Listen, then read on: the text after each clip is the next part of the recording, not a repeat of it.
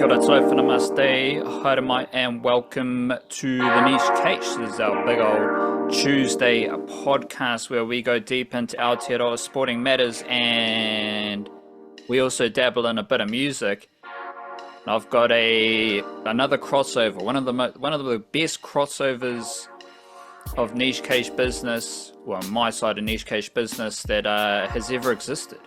Like we've talked about rappers mentioning cricket. Well, this just goes a whole lot further into the Aotearoa mangroves, because there is a musical act by the name of Naram. And Naram is a reggae. This is the opening paragraph on the description page of Naram at jatari.org. Naram is a reggae fanatic, and Naram has a lot of fantastic reggae dubby music working directly with the Jamaicans. So we've got a reggae producer from Aotearoa who works directly with reggae artists from the land of reggae music. Like, that's just Aotearoa excellence for starters. The introduction paragraph goes on to say, he is a reggae fanatic with a penchant for vintage synthesizers, cheesy 80s horror films, test match cricket. So Naram is a Aotearoa reggae producer, musician, thingy-majig, and he loves test cricket. This is just the crossover of all my sporting and musical appreciation. So shout out to Naram, I'm listening to I think it's his latest project with Tippa Lee. It's called Tippa Lee meets the Naram Rhythm Section for Musically Bad. So give that a jam somewhere. You can go, Naram's got a Bandcamp. Just search Naram Rhythm Section and you'll find some good stuff there. But I mean, well, the first line of that introduction is originally from Wellington's notorious K-hole region. Not sure about the specifics of that region, but he is now in Whanganui, whatever you want to call it. So shout out to Naram, shout out to the Rastafari reggae tings around Aotearoa, and of course, shout out to Test cricket. Nothing better. Yeah, Test cricket at the Basin Reserve. I mean, well, while we're hanging out in Wellington, there's the best of the best right there. So maybe the Basin Reserve is Wellington's K-hole region. Depends what the K stands for, like Kyle Jamison and Swingers, or he's certainly not ketamine. But yeah. No, of course not. Yes, never crossed my mind. We might have to. Somewhere along the way, we're gonna have to come up with like a playlist of cricket-related songs and artists and stuff. We seem to be finding a theme along here. I'm gonna keep my keep my ear to the ground, but now I'm trying to think of a cricketing metaphor that works better. I'm gonna walk in with the bowler, keep my hands nice and warm and ready in that slips cord, and I'm gonna ready to snatch whatever comes along, grab a few edges. While on that topic, I was reading a book about Lord of the Rings, like Peter Jackson making Lord of the Rings and that whole process. And apparently a rumor started that Sean Connery, the actor, was going to be in Lord of the Rings because a rumor had started. A rumor had started to start a rumor. Because someone apparently saw Sean Connery at a one-day cricket international game at the Basin Reserve. I think that was the direct description of it. And so people saw Sean Connery at a cricket game in Wellington, and so they assumed that he was going to be a Lord of the Rings actor. It may or may not have been Sean Connery, and he didn't appear in Lord of the Rings, any of those films, I don't think. No, it's probably just a random guy. Yeah. He just maybe looked a little bit like him. I don't know. I didn't I didn't know if Sean Connery was a cricket fan or not. I don't know this. I just don't. I remember seeing him. I definitely remember seeing him getting drunk at Wimbledon one time with Sir Alex Ferguson. So a couple of Scotland's finest right there. I remember that because it was a funny story.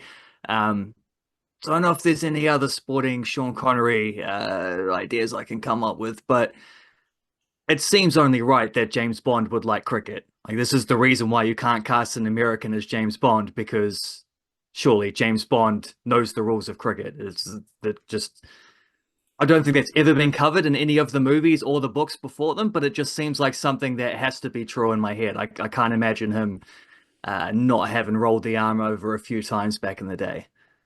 Yeah, certainly got to know what a deucer is Exactly, exactly. If you're gonna because be like shooting people with funky gadget pans and swerving around in Aston Martins or whatever, you gotta know what a deucer is. You gotta be able to pick a wrong and my mind just went crazy thinking about like a Lord of the Rings cricket game, like Hobbits versus Gondor or something. yeah, the Hobbits are gonna struggle with the short ball in that one, I think. I don't think they'll get around the field too well, but uh problem with all of those things, dwarfs as well would have the same problem. Problem with all of those things is that when you like read the books, they make it very clear that like the elves are just the best at everything. So they're gonna win. You set up you get the teams going, they're just gonna win whatever sport you choose. Yeah, but like they might not have a mystery spinner. They might not know how to scoop, those are things Sure, that you I might they might not be able to handle it a slow turner, get the if the pitch conditions aren't quite right, maybe pick them off that way, I guess. I think the Hobbits will be the type of cricket bowlers who they're ambidextrous, like they're right arm Mm. leggies, left arm finger spin, that type of thing. I think that would be lethal. So shout out to all the cricket playing characters in Lord of the Rings. Shout out to Aotearoa. Shout out to you for tapping in with the niche cache. Obviously, the website, theniche-cache.com. We're out here making videos, making podcasts, and just broadcasting Aotearoa sporting excellence. Well, just the stuff that we want to do. Just that's all we're here to do. Just talk our shit and then get offline. Hopefully you do the same because Aotearoa is beautiful and the world is a beautiful place to be yourself. Hit me with some mindfulness. Yeah, let's go mindfulness here. Rightio. I don't know who said this because I found it just uncredited and I looked it up and then it's either still uncredited or claimed as credit by a bunch of different people, but it's a very simple one, so therefore it probably is something that people have come up with independently of each other. It's a few simple words. Peace begins with a pause. Good reminder to slow down and just find that moment of pausation, if that's a word, and a bit of peace. I'm reminded of this one is credited to myself. A dose of mindfulness. To be peaceful, you got to do peaceful things, and taking a pause is a act of peace. So shout out to peace and taking a pause and slowing down because the world's a beautiful place. Aotearoa is a beautiful place, but only if you slow down, take a moment, bit of gratitude, bit of generosity, and relax yourself. Because otherwise, if you're caught up in that rat race and you're caught up in the dramas of the world, you might get lost. Let's just say that. Yeah, and you gotta smell them roses, I suppose. So I mean, both the one that I said and then the one that you said as well. I might just claim the credit on the first one as well, just so that we can both have a quote there.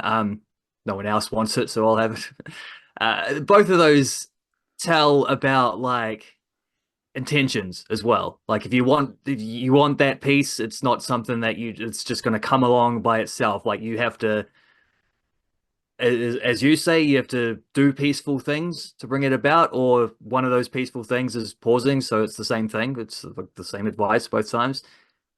You gotta take a step towards it and at least meet it halfway. One activity I want to do just to start us off here with the sporting zones of the podcast is setting some expectations for relevant teams. And let's start with the Warriors. The Warriors men, they're currently fourth. And given what I've said like about top four and how important that is or isn't, I don't think it's that important given how they perform at Mount Smart Stadium, but it is important in the overall history of winning an NRL championship. I think you got to be top four. So you could say that an expectation is that the Warriors finish top four, but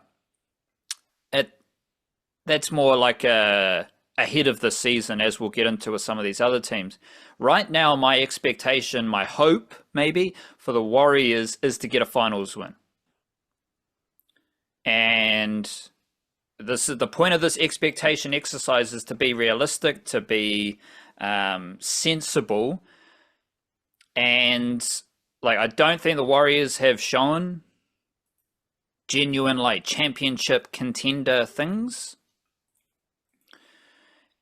yet, but I appreciate the fact that the Warriors are basically a top four team right now in two of their three seasons with Andrew Webster, and we're coming from a few years, maybe a decade or more, where the Warriors usually didn't make the top eight. The Warriors usually finished like 10th or 9th or 11th. And I am grateful that the Warriors are now just a regular top 8 team. They're always in finals, it feels like, except for last year, 2 out of the 3 years with Andrew Webster. And yes, it would be fantastic if the Warriors could win the NRL championship, but I think realistically, and given the injuries and the situation, I think a finals win would be fantastic, and we'll see what happens after that.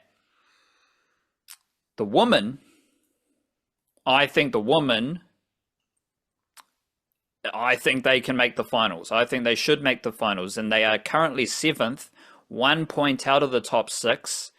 The Titans are a point ahead of them, and the Warriors have a win over the Titans. Next up for the Warriors women is a game against the Dragons, who are a couple points behind them. Obviously, the Warriors are playing the Eels this weekend in the NRL. I think the Warriors should be in the finals, even with being ravaged by injuries and unavailabilities.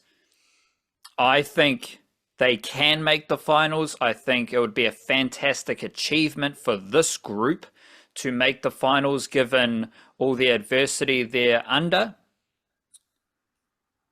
Oh, I might need to double check this because there's a line after the 8, so they might have the finals for the women might be top 8, which they're already in. Isn't there only like 12 teams? So yeah, but there's a green line under the 8, so let me double check that. But what do you think about those expectations for the Warriors before we move on?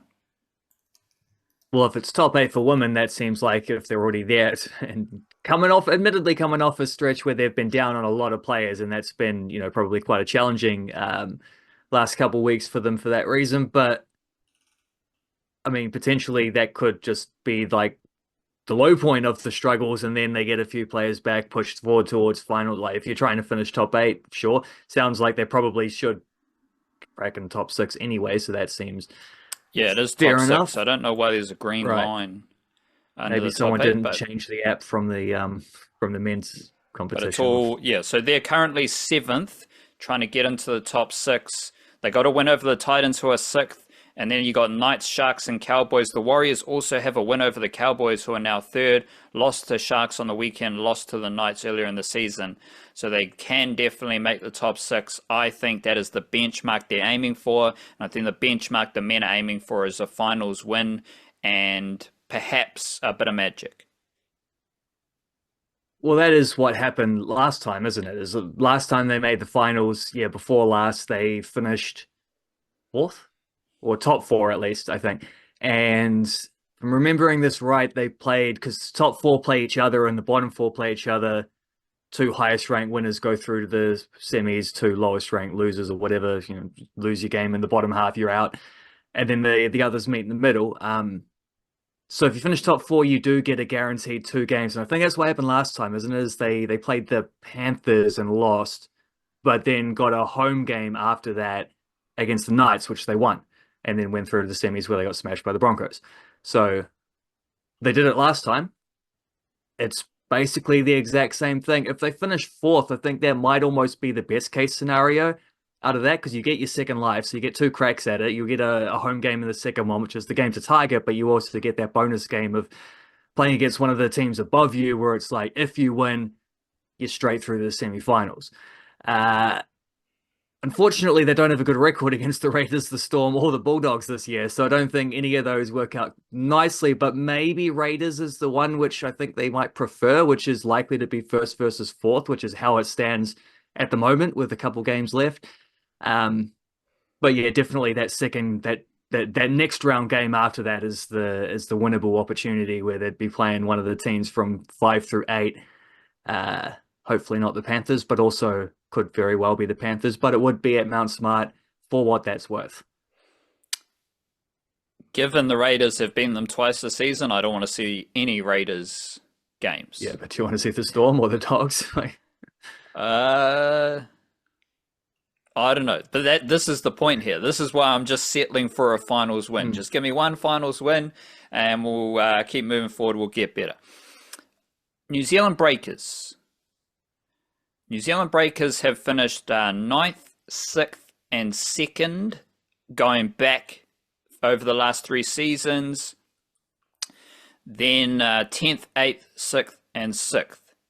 So they have made the finals in 2 of the last 7 seasons.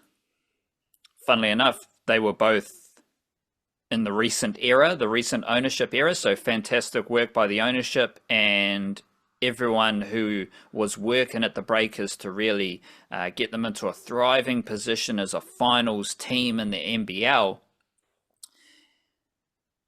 But the whole vibe right now is way better. So do you think the Breakers, I think we're going top 6 again for NBL finals? Is that the benchmark for the Breakers? Like, first season with a new ownership, whole new vibe, whole new way of doing things, running your basketball organization, just make the finals and see what happens from there? Or do you think that bar needs to be a bit higher or a bit lower? Yeah, I think it's top 4 plus a play-in, or top 5 plus a play-in, so something like that. But the play-in is basically postseason basketball anyway. I think even getting to the play-in would be a positive. It's very hard to know what to expect from what is largely a brand new team. Does have the same coach, but he's working with a completely different roster, and that is a good thing, because I think last year's roster was just a bit of a shambles, where in true previous ownership fashion, it was a matter of just like, let's get as much talent as possible and just assume our coach can figure it out, which is a dumb way to build a team. You want players who actually complement each other, and that's something that's been a huge focus of this offseason. Is once they retain Parker Jackson Cartwright, the whole thing was like, now we are going to sign an import guard who plays well alongside him. Now we're going to get a shooting big man to play power forward who will fit alongside Parker Jackson Cartwright and bring out the best in him, so that he can bring out the best in everyone else around them. A lot will depend on the caliber of those imports. A lot will also depend on the steps that Kareem Jackson as the next star makes from last year to this year, which genuinely I think there is a chance that could be like a really significant part of he actually could be amazing for them.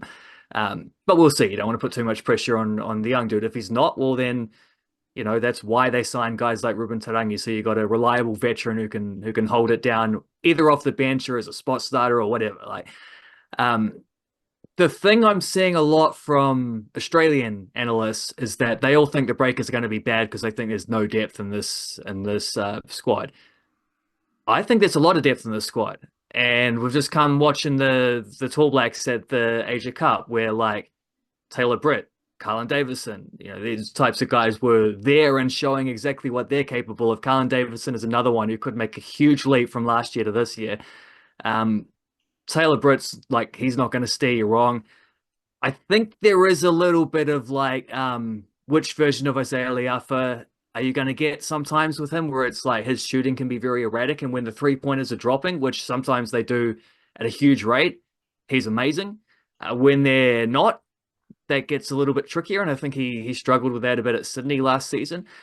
But one thing you know for sure you're going to get from him is very good defense, regardless. Same thing with Ruben Tarangi. Like his shot is worse than erratic. His shot's just like bad. He's not got a particularly good jump shot, but he's an outstanding leader and an outstanding defender. And you get that with a lot of these.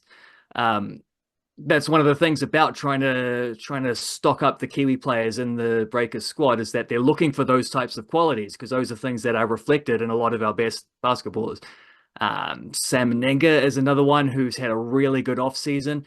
No one suffered more than him last season from the wonkiness of the roster, because he's the guy who had to make way when they brought in Taco Fall. That's all been sorted out. So they've got a team that could be fantastic. I think the floor is higher than people are giving the credit for. I certainly don't think this is a wooden spoon type team. There's a couple other teams out there that seem far more dysfunctional, and the Breakers certainly have a plan. They certainly have an angle of what they're going for and what they want this team to look like. But I think it's probably fair to settle somewhere in between and say, like, if they can at least get to a play-in spot, maybe even a little bit higher, we'll see. But I don't really have, I'm not going to put expectations on them for the playoffs. It's like, let's just get in that conversation, hang around the middle of the table, see how far they can go, see if they can catch fire. But that seems like, around about where the play-in mark is, that seems like a fair enough expectation at this point in time. But if you love the depth, they should be above that. They should be like that. And they might, benchmark. that's what I mean. They might well be above that. It's just, we kind of have to see it from, we'll have to see it. And they'll have to prove it against Australian opponents and to Australian media folk who, we're going to see a lot of that. I assume we might mention the A-League teams in a sec. Like, we're going to see a bit of that, I think, with the Wellington Phoenix. We're going to see a bit of that, probably a lot of that with the Breakers, of like those. I'm sure we could dig up a few about the Warriors earlier this season as well. Like the preseason predictions of this team's going to finish outside the top 8 or outside the playoffs or dead last or one of the bottom teams. Those things don't really matter, other than maybe being a little bit of like nice motivation, but it is proof that certainly in the Breakers case, like a lot has changed since last season, and we can take for granted that stuff is good, but they also have to prove it on the court, I mean, earlier this year, I was listening to a Triple M, one of their shows, and like James Graham and James Hooper, shout out James Hooper, big man, fan favorite. Yeah, not that big, but yeah. The Warriors were winning spooners. And they were hearing bad things out of Mount Smart Stadium about the Warriors and Andrew Webster. It's like, oh, righto. Well, the Breakers, you didn't seem that, like, you were kind of a bit iffy. You're just like conservative. I'm saying that. Oh, yeah, guarded, yeah. Yeah, but okay, so I'm listening to you. I'm big on their depth. I like the culture change. I like the whole. I just love everything that is happening with the Breakers. It's finals. It's finals basketball, whether that's play-in, top 6, however you want to chop it up. The baseline for me is finals B-ball for the Breakers in the NBL. But to your point, New Zealand women's cricket team, the White Ferns, just like the men's team, they don't exist to a lot of the cricket media around the world, even though they are defending T20 World Cup champions. They went 5-1 at the T20 World Cup. But they're not very good. And it's kind of fair, because when the White Ferns do play these random, not bilateral series, just a regular cricket series between two cricket teams, where you play one dayers and you play T20s, just a regular cricket series, the White Ferns kind of just, they're chilling, is the way I'm going to say it. They're just chilling, like, yes, I am sometimes critical that they don't win some of those games. And I can see how, if you're an English cricket personality, you might look at New Zealand as a non-factor, because that's what everyone does. It's just England, Australia, and India. But I'm going to be optimistic and say the White Ferns are just chilling. They put the big World Cup tournament on a pedestal, and their last World Cup tournament, they were champions with a 5-1 record. Now, my yuckiness with the White Ferns is that before that, they didn't have winning records. So the 3 T20 World Cups before last year, they didn't get out of the group stage. They went 2-2 for each of those tournaments. But we're coming into an ODI World Cup, and we do expect the White Ferns ODI World Cup squad to play in India to be announced sometime soon. Like, we've got other squads being announced, so we should have the White Ferns squad being announced soon.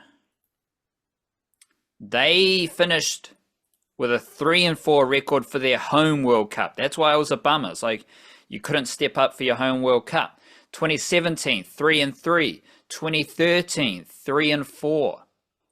So they have a winning record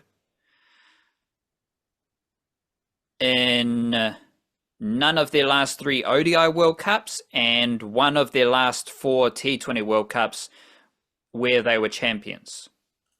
This is an 8-team ODI World Cup, as I said, to be played in India.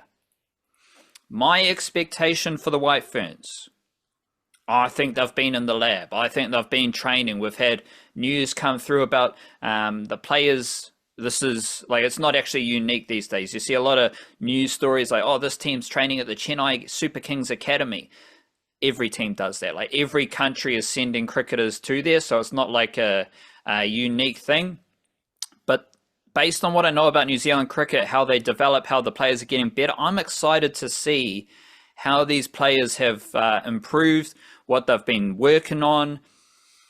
We've had the best players playing competitions around the world: Susie Bates, Amelia Kerr, Sophia Devine, Maddie Green's been in England as well. We've had players at a New Zealand A tour of England.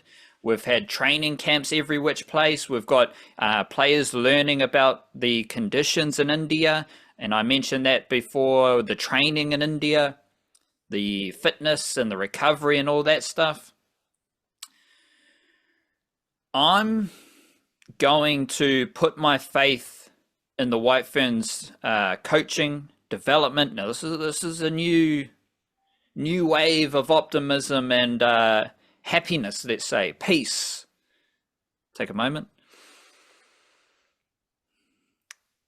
About the White Ferns and what they're doing. I feel good about the White Ferns and what they're doing. I think they can make the semi-finals. And I think the White Ferns will make the semi-finals ahead of one of the cricket cartel nations, Australia, England, and India. I don't know which nation they will finish ahead of, because I can also, the realistic thing to say is that they will be top 4 with those 3 nations. But I'm feeling brave. I'm full of bravado. So I'm saying the White Ferns will make the top 4, make the semi-finals ahead of the cartel nations, and I'll be pretty happy if that happens. Well, that's sort of like, that's the way it used to be once upon a time as well. And as the White Ferns been up around those types of teams, maybe not beating them, but qualifying for semi-finals near them. Well, to your so point, much recently. 2000 champions, 8-1 in the ODI World Cup. Let's go 93, 7-1. runners up. 97, 4-1, runners up. 2005, 4-2, semi-finalists. 2009, 5-2, runners up. Since 1990, there were five ODI World Cups in which the White Ferns, they were champions once, they were runners-up 3 times, and they made the semi-finals the other time. That is the pedigree of the White Ferns in the ODI World Cup. So not only are we trying to follow on from the T20 World Cup Championship, but the home World Cup in 2022 stunk. That was stinky. That was peak White Ferns woes. So we're trying to fix that up. We're trying to find a groove in the ODI World Cup and put Aotearoa cricket, White Ferns cricket, back on the map in the ODI World Cup. And it shall be done. We've spoken it out there. I'm just curious who the other team that's going to make the top 4 then is. If one of the cartels are missing out, the White Ferns are getting in there. That means we get another, like the White Ferns get some company in there as a non-cartel team in the top 4. So maybe it's South Africa or something like that. That's the logical. That's probably the ideally best case scenario. Australia. Nothing against Australia cricket. I actually like them. I like their men's and women's teams, and I like their personality as a cricket cartel nation. Australia, New Zealand, South Africa, and Pakistan. 4 semi-finalists for the ODI World Cup. That's my best case scenario. Screw England, screw India. Football expectations. Let's start with the big dogs, the big Donnies, the Blue Riders, Auckland FC. Came out swinging in their first A-League campaign. Expectation for me is not get a wooden spoon. Well, I don't think they have to worry about that. I do think there is trouble, or not trouble, but there is potential here for like second season syndrome stuff. Like they do have a very similar squad to last year. They did fall short in the semi-finals. There is the chance that maybe teams just have a better idea of how to combat them. I like Michael Veld as a goalkeeper. He's not as good as Alex Paulsen. They have lost Tommy Smith and haven't yet replaced him. Lockie Brook looks pretty handy, and that's a slight adjustment to how they've played a bit in the past, but that's not necessarily like will that have the same success as what Nader Moreno was able to do? Someone like Logan Rogerson, Guillermo May, guys like that probably have an expectation of can you keep up the amount of like goals you were able to score last season? Sakai and De Vries with the assists. Like a lot of this stuff, there are things where it's like they played to such a high level last season. It might be a lot to ask for everyone to maintain that, especially now that they're known quantities in the A-League. No one's going to be taking them lightly. I think top 4 certainly should be an aim. You can't just go out and say like they should win the minor premiership again, and this time they ought to be champions and go through the playoffs that way. Like that, every season there are usually 2 or 3, maybe even 4 teams who are capable of doing that. So it's a bit much to just expect perfection. But I don't know that they've added a lot to their squad. Like I mentioned 1 or 2 spots where it seems like the depth is slightly less than what it was. Maybe Cosgrove might bring something different if he can stay fit, certainly, because we saw that was Max Mata's biggest problem, is they had a good number 9 target man there who could hold the ball up and bring others into play. He missed like 2/3 of the season because he couldn't stay fit, and he's currently injured at Shrewsbury Town as well, which not ideal. With the recurrence of the same hamstring injury he was dealing with late last season too. So bit of struggle street for him, but like that's the point of why they signed Cosgrove. And Cosgrove arguably does the Max Mata things even more so. Like he's also not going to be a striker who I don't think is going to score a heap of goals, but he's taller than Mata, he's bigger, he's more experienced, he's played at a higher level, you know? So he's supposedly an upgrade in that area. He's kind of the one because I don't like I say, Brook is a bit different than Moreno, but I don't think that's an upgrade. But yeah, it's taking both of those sides into account, like how good they were last season, but also the potential for maybe there being a little bit of a, like reversion to the mean. I think top four is probably around about a fair expectation for them because they're still going to be good. Like I don't think there's any, even through the Aussie Cup run, we've seen that like they still look like a good, really solid, well organized team. Everyone knows their roles. And that has probably helped with some of their recruitment too, is that they knew, like with Cosgrove, they knew exactly what they wanted from that player and they could like, go out in there and get that exact guy. Whereas if we talk about the Phoenix next up, I don't know that they've had the same clarity of how to approach things. Is that Cosgrove over your shoulder there, number 9?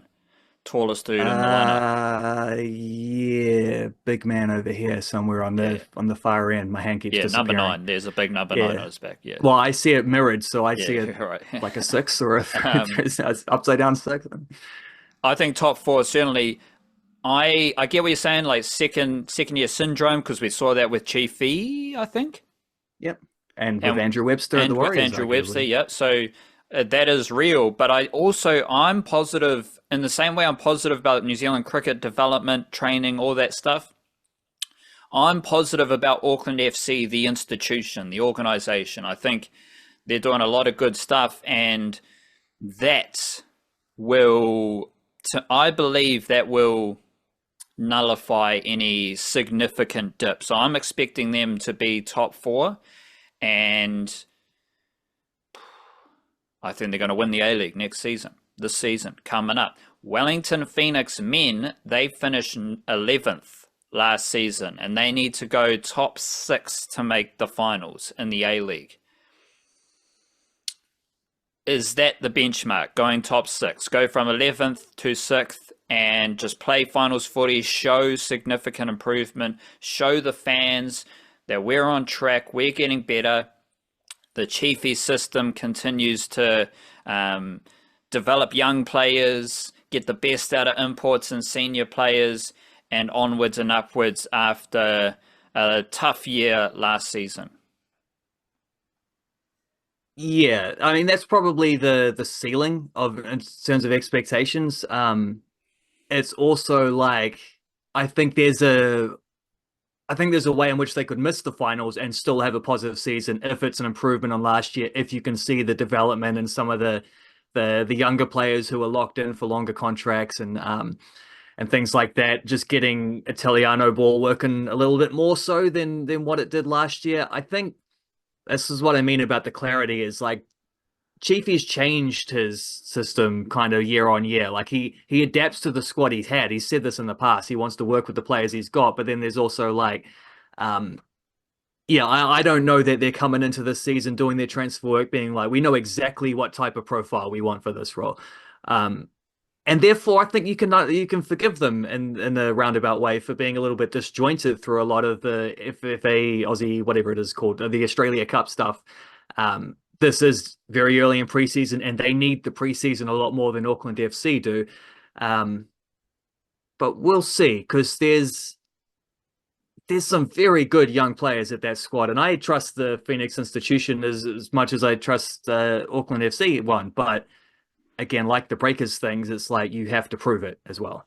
The Wellington Phoenix women, they have a new coach, Bev Priestman, formerly known as the Drone Lady. They finished 9th out of 12 teams last season. They need to go top 6 to make the finals. Is that too much of a stretch for a Phoenix team that has been a bit underwhelming? Now they've got a new coach, a lot of movement happening there. What are your expectations for the Wellington Phoenix women heading into their A-League season? Well, 4 years in a row in which they probably fell slightly under expectations on every occasion. Never quite putting like a full season together, you know, like they'd have stretches where they look like a team that could compete with the top 4, and then they'd have stretches where it's just like you play well and you don't get the points. etc., etc. That stuff adds up over time. And so would find it extremely difficult to go predicting anything better than top six. Like, I'm not going to go the Warriors route and say, like, not only should they make the finals, but they should win a game. Like, the Warriors have proven that they've done that within the last 2 years, the Warriors blokes. So that's like, they've put themselves in that situation where those are the expectations we can have for them. The Wellington Phoenix women have not. So I can't say anything beyond top six, but absolutely they should make the top six. You sign one of the like bigger name coaches in the world, who's someone who's won an Olympic gold medal as a coach. When you make some of the signings that they've made, like you sign New Zealand's #1 goalkeeper at the moment, that's a pretty big deal. We saw Max Crocom's the New Zealand's #1 men's goalkeeper, but Auckland FC did pretty well, and so did Wellington Phoenix the year before that with New Zealand's #2 goalkeeper, Alex Paulsen. Might mention him later on because he's sorted out his next move temporarily. Like the signings that they've made, the fact that those signings also address a big weakness they've had in their squad basically since day one, which is a lack of experience, like a lack of probably a lack of size and strength and some of that stuff as well. Certainly decision making, like all those things that come with just being a little bit older, a little bit more recognized. Like that, this team has to make the top six. They've not just signed players and a coach who, with as well, a really successful, especially this year, is the most successful their reserve team's ever been. They're in the Kate Shepherd Cup final coming up in like 2 weeks. That's the Phoenix under-20s team is doing that. They've put their under-18s in the Women's Central League for the first time ever. They're going to finish second in the Central League. Like playing senior women's football, a bunch of 18, 17, 16-year-olds, some of them, probably a couple of them even younger than that, the second best team in the Wellington, Taranaki, Marlborough kind of. Yes, no, there's Nelson plays in the thing. I'm confusing myself. But Chuck in the Hawke's Bay region as well. That's where I should have said. Like that's the second best senior team in that range, and that's their third team at the club. You know, the amount of that the women's side has been extremely successful, has had a lot of investment lately. Like they're making signings of a sort of flashiness that the men's side can only kind of dream of at the moment. Obviously, economics don't really allow that to be the case, but it still is what it is, and that when you get everything pointing in that direction like that, I mean, Bev Priestman isn't turning up to take care, part of like a 5-year long-term project. She wants to win games straight away, like she's done at other aspects of her, like other stoppers in her career. Like this team has to make the top six. So I'm not going to demand anything beyond that, but they've got to be a finals team. They've been good enough to make the finals and failed in the past, and they seem to have addressed all the things that held them back in those previous seasons. Top six is a minimum. Righto, let's get into some analytics, some analysis, some updates, some stuff that we always love to talk about, and usually it's involving the Warriors, and they had a decent win against the Gold Coast Titans.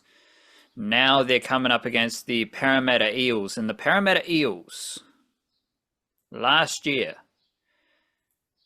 they came to Mount Smart Stadium and they won 30-20. That was part of a 4-game losing streak for the Warriors. That, like, they were in the finals contention at that stage, I think. There we go, round 22 last season. They were 13th. They were 12th at the end of round 21. So they were chasing a glimmer of hope about finals footy. Then they lost to the Eels. Then they lost to the Dolphins. Then they lost to the Seagulls. Then they lost to the Bulldogs. But everything finished with a rosy, cherry outlook because they had the win against the Cronulla Sharks in Sydney. So everyone forgot about the fact that they lost 4 games in a row and stunk it up to end the season.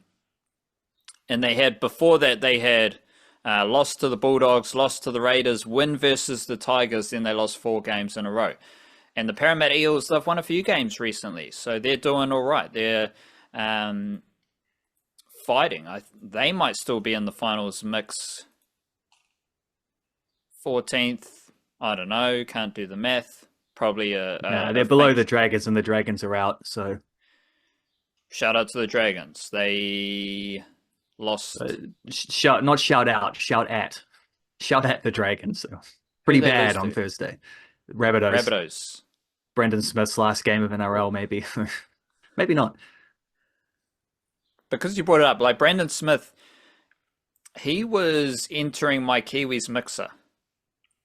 He was playing. He played well in that game, you know? And he's playing rugby league. And if Brandon Smith's playing rugby league, I think he's a Kiwis caliber player, mainly as a bench player. Because I think you're going to have Jeremy Marshall-King as your starting hooker. Then you can have Brandon Smith on your bench, and he can cover hooker, but he can also play that small forward position. But that we don't have to worry about that. So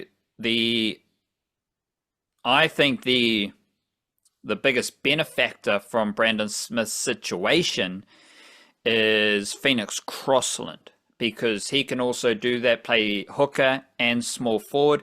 Aaron Clark, to me, he's more of a small forward than a hooker. Whereas Phoenix Crossland is just a straight up small forward hooker small forward, whatever you want to say. Whereas Aaron Clark, to me, is just a middle forward of the smaller variety. So that should help sort through some of that stuff for the Kiwis, because there is a lot of middle forward depth in that mix. You got your Nofahu Whites, your Griffin Neems, your Leo Thompson, maybe Xavier Willison's back in the mix, and you've got Fisher, Harris, Tarpanay, Moses Leota. Moses Leota's playing fantastic rugby league, as is Isaiah Papali'i at the Panthers. They're not going anywhere. And so there's not many spots up for grabs in that middle forward department. And there's more spots up for grabs now that Brandon Smith has got himself into a little kerfuffle for the probably 13th time in his rugby league journey. So that's good stuff there. But by the sounds of it, he rampaged through your Dragons. So that would have been a beautiful Thursday evening, 40-0. Shout out the Dragons. Yeah. Nah. A lot of injuries, that's all I can say for the Dragons. A lot of injuries, and didn't have a lot of depth to start with. Back to the Warriors, and sticking with the Kiwis, we do have this situation like Dylan Brown is probably going to be named in the centres for the Eels once again, and the Eels just had a win over the Roosters, and Dylan Brown was pretty solid at centre. He had the most running meters and the most runs of Jack Williams had one more run than Dylan Brown, but Dylan Brown 22 runs for 157 meters, so he's not doing 10 meters per run, but he's busy. And I still think the best Kiwis halves combination is Jerome Hughes and Dylan Brown. Jerome Hughes is battling injury, and I think if you've got Jerome Hughes battling injury, then you definitely probably should have Dylan Brown in the halves, and you can tinker with it, whether it's Dylan Brown, Cody Nikorima, Tamaita Martin. Trent Toilau was in the squad last year, but he's not playing NRL for the Panthers. Kieran Foran might be a factor if he wants to bow out with the Kiwis. So it's hard to, I can't say, yeah, watch out for Dylan Brown in this game against the Warriors, because he's playing centre, most likely before Teamless Tuesday, and he's probably going to be playing in the halves for the Kiwis. So there's not a lot of crossover there, because he's not doing any kicking at centre for the Eels. He's basically doing the thing that made him a very good NRL half when he was 19, 20 years old, and that's churning out run meters and making his tackles. There was some development and growth with his kicking, and I think this is a cool thing about the Kiwis. the depth is a factor here. Like the Kiwis don't have high quality depth in the halves positions to say to Dylan Brown, you're not playing in the halves in the NRL. We don't want you. Like that's not the culture of the Kiwis for starters, but also I don't think they have the depth in that position. And the best thing for Dylan Brown right now is to get into Kiwis camp and play in the halves. Be surrounded by the high quality Kiwis players.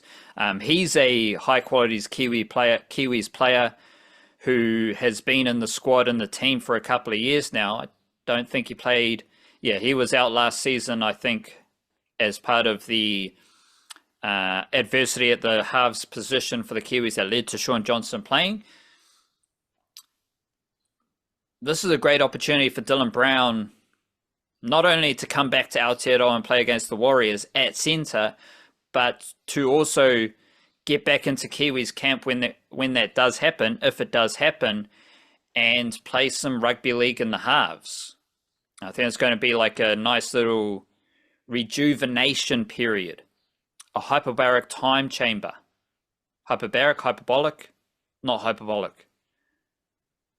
Hyperbaric time chamber. Yeah, one of those ones where he can do his altitude training, where he's building up the mana and he can get back into halves rugby league, but he'll be playing at centre against the Warriors, most likely at Mount Smart Stadium.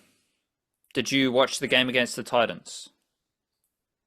Yes, I watched it at the pub, so I didn't catch commentary or stuff like that. I might have zoned out on one or two spots. They also had the Northland Auckland NPC game was on at the same time, so they had double screens at the pub. That was the best part about that. And two victories for the two home teams were, well, not home teams. They were actually the two away teams that won, but the two teams that the home crowd at the pub was supporting, right, both won. I think I explained that. Comfortably too. It felt like the Warriors had a chance in that game to really blow them away at times, and they didn't quite have the especially conceding a couple tries towards the end to allow the gap to close up. They just didn't quite have the clinical edge to really make it a hiding, which is something I don't think they've really done this season. They've not really been winning massive, like they haven't really put a team to the sword at any stage. But with that in mind, that makes this one of their more convincing scoreline victories of the season, is particularly because it was probably a bigger win than the end margin suggests, because the Titans did close it up near the end. It just seemed like a good solid win where they found a few areas where they could target, and Roger Tuivasa-Sheck looked like a menace as he always does, but got try or two to show for it. Just trying to make sure I remember things. The yellow card was in the Northland game, not in the Warriors game, but yeah, it's like it felt like the victory they needed. It could have been a little bit more exaggerated, could have been a little bit more hyperbolic, I guess, but it didn't need to be. They got the 2 points that they wanted, and a couple of the results elsewhere probably helped them out a little bit too, particularly that the last 10 seconds of the Raiders-Panthers game was probably a good one for the Warriors, who were pretty sure behind the Panthers a couple of weeks ago. Now the Panthers are like 7th, so shows what a scramble the NRL table is at this stage of the season. But good stuff from the Warriors, seem like. Is the fair representation? It was, and I mentioned this in a little YouTube video I made yesterday. It was good you didn't hear the commentators, because they were hyped up early in the game for a lot of points. They were talking They were talking up like this is going to be a shootout, is what I call it. Commentating the game they want to see rather than the game they're actually watching. Which once again, I'm pretty sure it was Andrew Voss and Greg Alexander. They seem to have that habit of trying to will their desired outcome. They're trying to manifest what they want to see. Yeah. So the Dragons Rabbitohs game was like that, because the entire build up beforehand was just all about, is Alex Johnson going to score a hat trick? And they're like, yeah, he's going to score a hat-trick today, but only 3, because then he can score the try that goes ahead of the record against the Roosters next week. And like, the whole thing was just all about a winger. It's like, is he going to just catch the ball and put it down? There's more like decisive aspects of the game, although it kind of worked in that case because they did manifest him a try from a forward pass that went about 2 meters forward, and they just let him have it because they only played the game for him. So I can imagine that. Well, I don't have to imagine. I've heard plenty of Warriors games where that seems, especially Vossi games. The Vossi, like, why aren't they challenging the kick stuff? As if like you're not caught the pattern, like you're not caught the fact this must be deliberate at this point. They're just trying to lock them up and start a defensive set. Like, it's just strange stuff. Well, I think it was the Bulldogs game where Alexander was like, because Tain Tuapiki was doing the kickoffs, and his kickoffs weren't going all the way to the goal line. They were like 10 meters out, 15 meters out. And at every kickoff, Alexander was like, that's a short kickoff. They need to sort that out. And then the Vossi stuff, he's like, he needs to be a coach. And he needs like to coach, like, because him and Alexander, to me, they have this idea of perfect rugby league in their minds. Yeah. And everything has to be viewed through that lens of, this is how I want my rugby league played. This is what I want to see. And I don't think the Warriors have ever, played along with that. Yeah.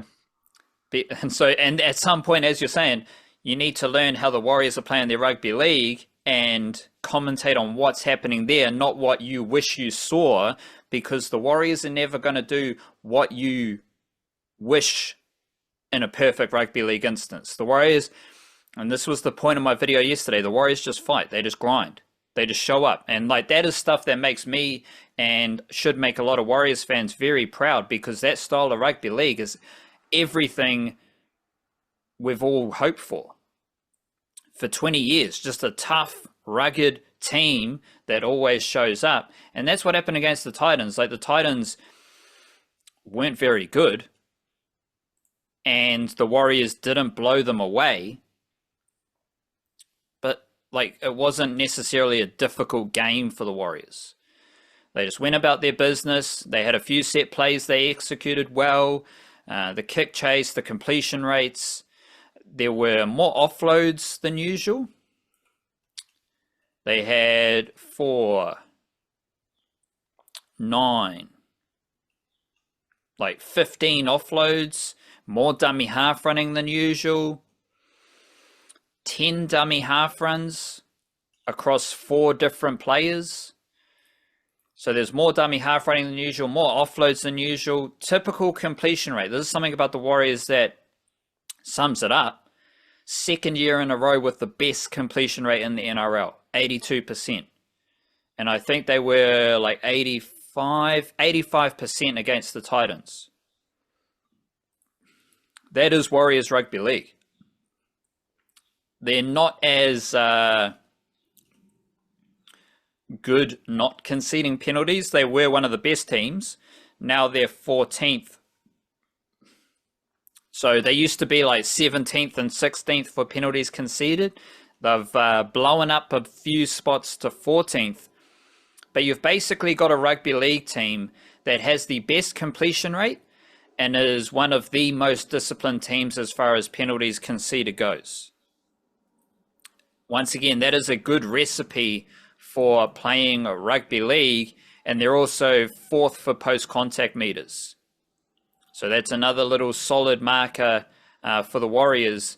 And against the Titans, there was, with Sjansdukkel Klokstad going to fullback, there was a big difference in the kick return meters as well. Twice as many, 201 kick return meters versus 103, which, you know, you got Tuivasa-Sheck, you got Nickel Klokstad, Dallin Watene-Zelezniak's doing his job. Sjansdukkel Klokstad, 22 runs, 192 meters. Roger Tuivasa-Sheck, 19 runs, 245 meters. That's pretty damn impressive from those outside backs. And Roger Tuivasa-Sheck, He's had 250 run meters in 5 of his last 6 games. He is now averaging 212 meters per game, which is the 3rd highest of his career. 242 in 2015 with the Roosters. 220 in 2020 with the Warriors. Then 212 meters per game this season with the Warriors. And that's come with a major increase in his tackling efficiency as well, 86.3%. This is his first season over 85%. The only seasons Roger Tuivasa-Sheck has had over 80% tackle efficiency are the last 2 years. And he's averaged, so he went from 182 meters per game last year to 212 meters per game this year. He's doubled his tries. He's gone from 5 to 11. And obviously he's had more line breaks, 7 to 13. I'm still pretty confident that this version of Roger Tuivasa-Sheck is one of the best versions of Tuivasa-Sheck. And this is part of the Warriors recipe. Like, once again, high completion rate. These dudes running the ball back in the back line. And then you've just got the forwards who get busy. Wade Egan. Let me do a little check-in with Wade Egan, because he's obviously come back from injury, and he is doing some dummy half running, which has been very important, as we saw when it was like Tamaita Martin and Chanel Harris-Tavita at dummy half, not as active. Most dummy half runs per game, Harry Grant 7.1, Blake Brayley 5.9, Wade Egan 5.8. Add in Reece Robson 5.2, and they are the most active dummy half runners. And Wade Egan had 5 dummy half runs against the Titans for 39 meters. And he is, because he's another one who's had an increase in his run meters, he's averaging 64 meters per game. And that's his second season over 50 meters. He averaged 51 meters per game in 2023. So that's a notable increase for Wade Egan as far as meters per game. And he was pretty solid again. 50 minutes at dummy half. Then Tamaita Martin came on, and he had 2 dummy half runs. So he was doing his thing. So that's good to see. And he also had the nice short ball for Iriaramia Toiava to score a try. That was the crux of my video yesterday, just highlighting those young forwards and how they just follow on from the Fisher Harris type style. And on the scale of, like, you've got a Fisher Harris, and I think the best comparison is Adam Whenua-Blake. You got a Fisher Harris type of prop, you got an Adam Whenua-Blake type of prop. All these young forwards are more like Fisher Harris. They're all mobile, they all move very well, they're all rugged, they're all physical, they all get around the park, make their tackles, make their runs. And Iriaramia Toiava had his best game in his 3rd game of the season, 3rd game of his career. I was very impressed with him. And Coach Andrew Webster must be as well, because he played in 44 minutes, which was more than Vaimonga. It was more than Tanistella-Smith. And he was very impressive, as I laid out in the Monday video. So I think, I don't know,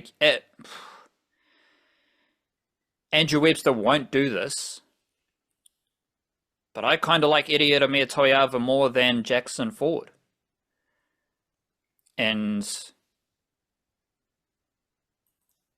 I think Iriaramia Toiava has the ability, because we've heard it a few times, how hard he works, one of the hardest trainers, one of the hardest workers at the Warriors. I think he will develop into a big minutes forward. I think he has a motor that can rival Jackson Ford without the silly errors, like without conceding a blatant penalty and then just looking up with a what? Who, me? Type of look that Jackson Ford has become familiar with. This is, to me, those young forwards sum up the style of play for the Warriors, right? Like Fisher Harris sums it up. The completion rates sum it up. Nickel Clockstar and Tuivasa-Sheck making meters, they sum it up. But these young forwards all fit that style, and we've had the Halasima hype, but I think Vaimonga, Eddie Aramia Toiava, and Tanastawa Smith are all creeping under the radar as already being reliable forwards for the Warriors. And then just a little check-in with the halves balance, because they weren't fantastic, but they got the job done once again. Chanel Harris-Tavita, 10 runs. Tana Boyd, 7 runs. They 45 touches for Harris-Tavita, 60 touches for Tana Boyd. That's all pretty even, considering the positional roles. Tana Boyd, 15 kicks. Harris-Tavita, 8 kicks. Nice balance again there. Similar to the Metcalf-Harris-Tavita balance. And I don't know, Tana Boyd, he's running the ball. Harris-Tavita's doing his job on the left. And if we're talking like those Warriors plays, you know, the quick hands on the left with Tuivasa-Sheck and some of the stuff they were able to do, the halves were involved in that. Like Tana Boyd's not X-factor halfback. And I think Chanel Harris-Tavita, he has this thing where like his X-factor plays are when like there's literally nothing happening and he'll just do something crazy.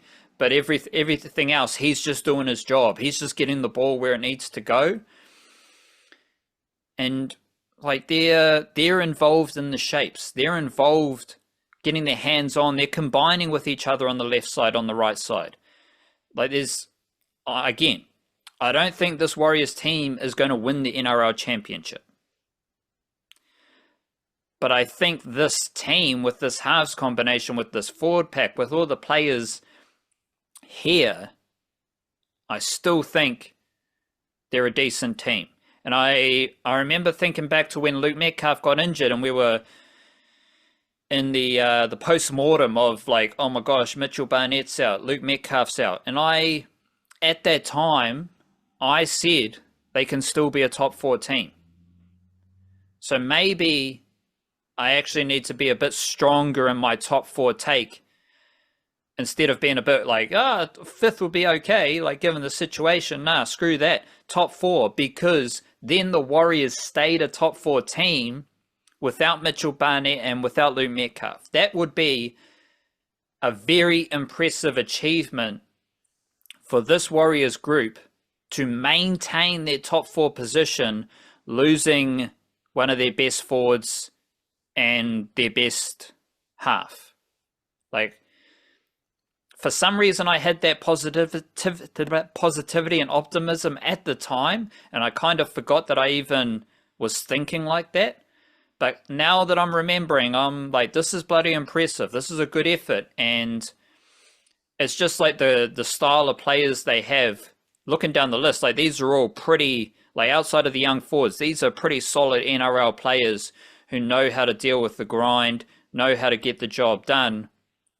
And again, I'm not picking them to go win an NRL championship, but if we're thinking about the culture of the Warriors, fans being proud of what they're doing, I mean, once again, this is like 2016, you say this is how the Warriors are going to be in almost 10 years' time. I think most fans would be absolutely chuffed that this team is just a solid top 4, top 5 NRL team. 80 minutes for Rocco Berry as well in there. Good game from him, you reckon? Yeah, the Titans did score a try where it was 3-on-3. And I like, it's 3-on-3 and Rocco Berry is not in front of his man. Like that's not lockdown defensive centre business. Like if you got even numbers and you're not in front of your man, like at some point it's like, what are you doing? But he was kind of following Tanner Boyd. And I would say, I'll reinforce this, that edge has had tries. Now, again, the Warriors aren't conceding a lot of points. Like, they're conceding 20.1 points this season. Like, it's not like they don't get 30 points put on them very often. So they're not a terrible defensive team. They're a top 5 defensive team. It's just that people, for some reason, when tries are scored against the Warriors defense sucks. It's like, well, the opposition can score a try. In the example, I had to watch it a few times, though. Like, Tanner Boyd, he doesn't have to move inwards. He moves a little bit inwards, then Rocco Berry moves a little bit inwards, and then there's a space for Brian Kelly, I think it was, to score his try. And part of, like, the reality is that it's so many, I don't know, it's just so many different players have been used at that edge, and they haven't quite, like, snuffed out all the attacking raids, but it hasn't been terrible. So my point is that he did have a defensive lapse that might have involved Tanner Boyd, but it also might have involved the players inside Tanner Boyd, might have involved a fast play the ball where someone else didn't do their job defensively. But it was just a weird look where, it's 3-on-3 and Rocco Berry's not in front of his man, but he was pretty good. Like, he made his meters, which is important for Rocco Berry, because he doesn't have the quickest feet, but he's a pretty big body. Him and Adam Pompey both had an offload. They both had 10 runs at least, and he played 80 minutes, as you said. So I think, I don't know, I can't just like walk back my Tang Tuao Picky hype from last week. But as far as grit and grind Warriors Rugby League, having Shans Nickel-Croxdale at fullback is pretty important to me. And then obviously you need a centre, and Rocco Berry is going to be your centre there. I think the most important thing in summary of that pocket is just let them work together. Rocco Berry, don't get injured again, because then someone else has to come into centre. Like, we don't need to move Adam Pompey left to right every which way. We don't need to change the halves. Like, just have these players get the reps in training. Maratini Okore, Tanner Boyd, Rocco Berry, Watane Zalesniak, Kurt Capewell, Harris Tavita, Pompey, Tuivasa-Sheck. Just have them training together over and over again, build on the reps they got in an NRL game against the Titans, and allow them to figure this stuff out, because I actually think that's been their biggest issue. Is like, they've done well to survive with all the ins and outs in those positions, and covering sin bins and HIAs and injuries during the game. Kurt Capewell going to edge forward to centre, Pompey going from left centre to right wing. That's cool during a game, and it helps you survive under pressure. But if we're looking for the best Warriors footy, these players just need to get the repetitions, get the momentum and chemistry together so that it's more intuitive. And like, with and without the footy, I'd say, as well. Yeah, combinations always seem like such a underrated aspect of team sports when people come around to like thinking about or analyzing what's going on and whatever. It's like your example with the the defensive edge stuff. It's sometimes you can point at a guy and be like, yeah, well, the hole was there, so and this guy was standing where he shouldn't have been, but it's like, but he's standing there because the guy inside him was standing somewhere else, and he's there because some like it these like the willingness is to want to break it down into individuals so you can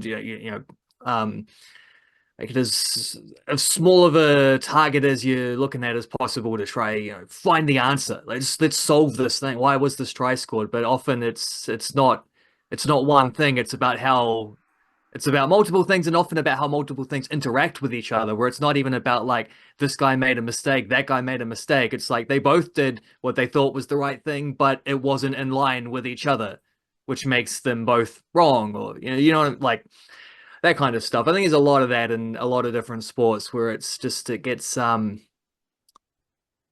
lost in the scramble a bit. And I see this all the time in football where it's like it's one thing to have uh I don't know, like Hiroki Sakai bombing forward for Auckland FC or whatever. It's nice to have a fullback who can do the things that he does, but then you can't underestimate what Logan Rogerson is doing in order to create the space for Sakai to run into, that kind of thing. And same, less so up the other end because De Vries can just whip in across from anywhere, so he doesn't actually need to get into that space. He doesn't need to overlap.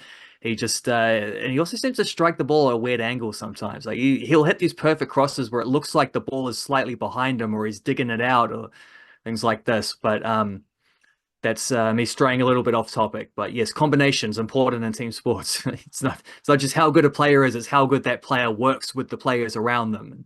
Do they make them better? Do they together make the team better? None of which is evident for the Warriors women. Like they don't have any combinations.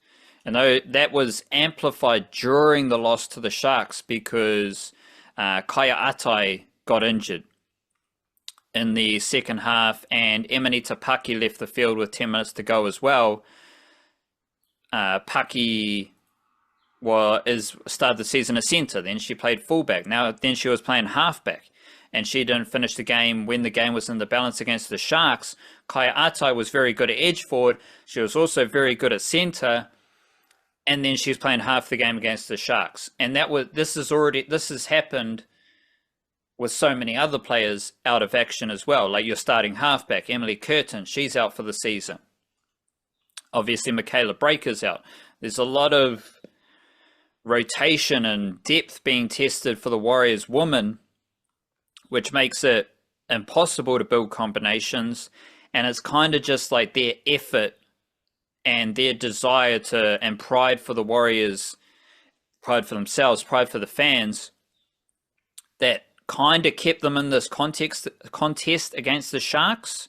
The Sharks had the best kicker on the field, Shante Kiriaratu, who, she was just the best kicker, highest kicks, longest kicks.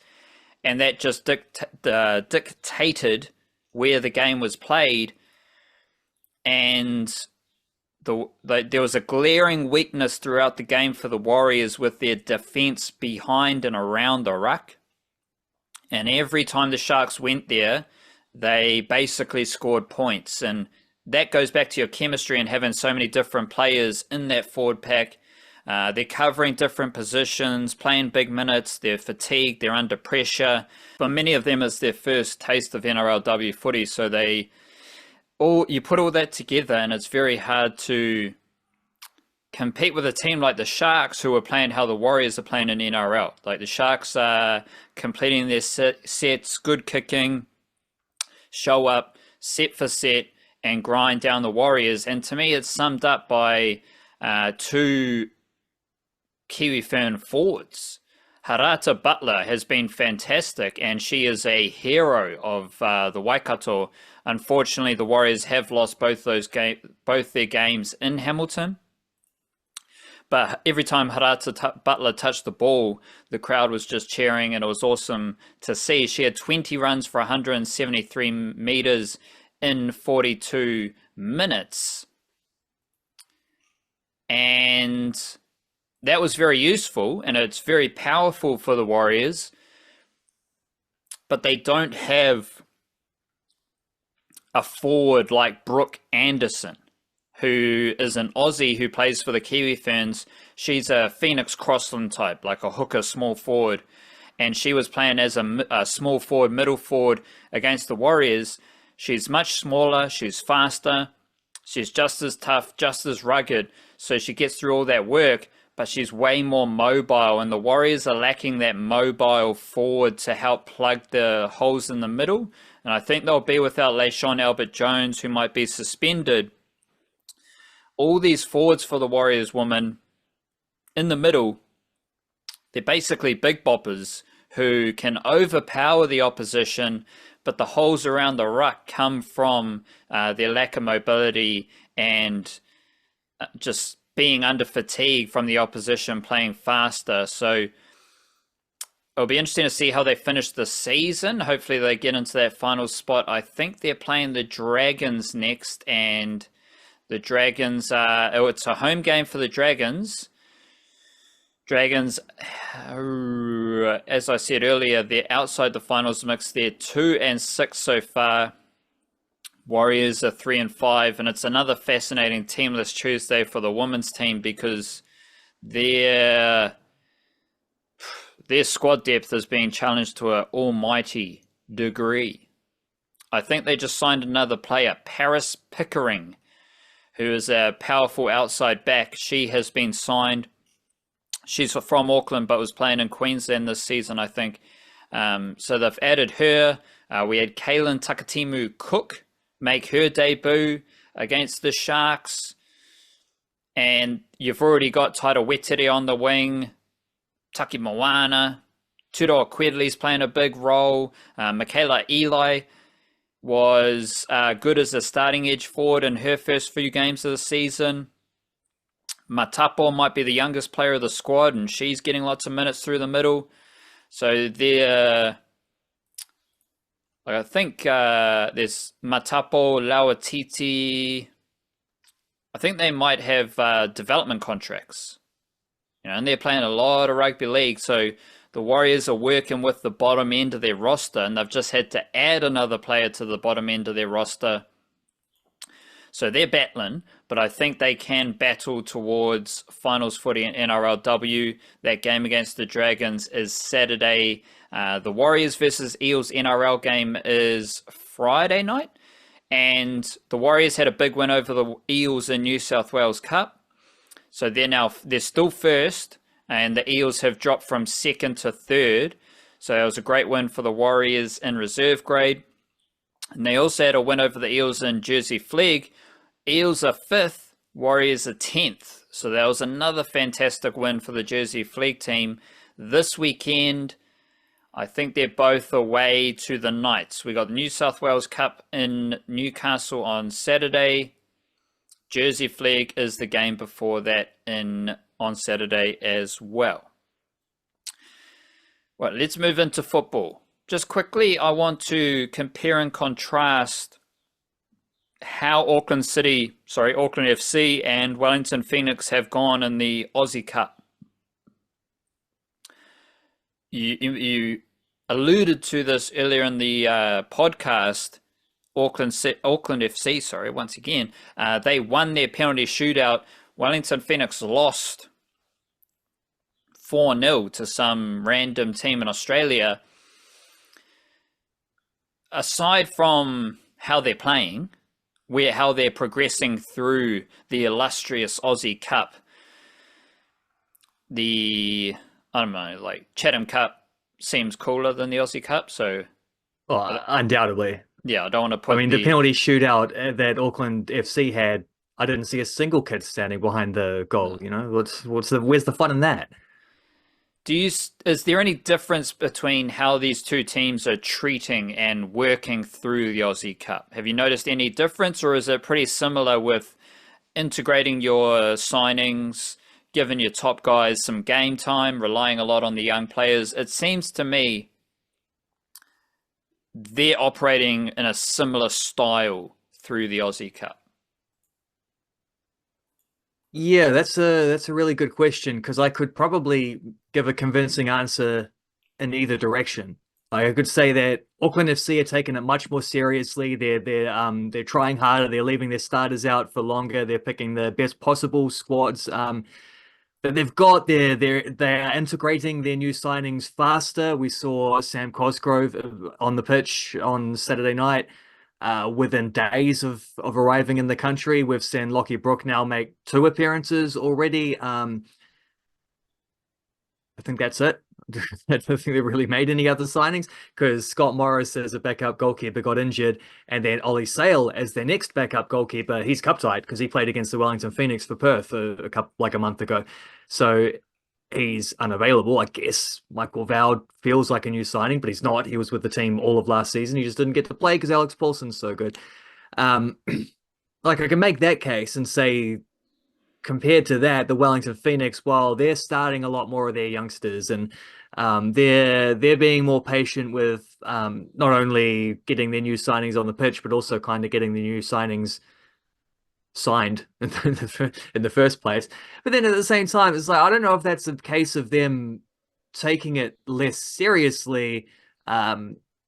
As much as it is just the current state of those teams. The Wellington Phoenix need to make more signings, which is why they're still awaiting further signings. Auckland FC basically have a full squad from last year. There's just 1 or 2 extra guys they needed to adapt.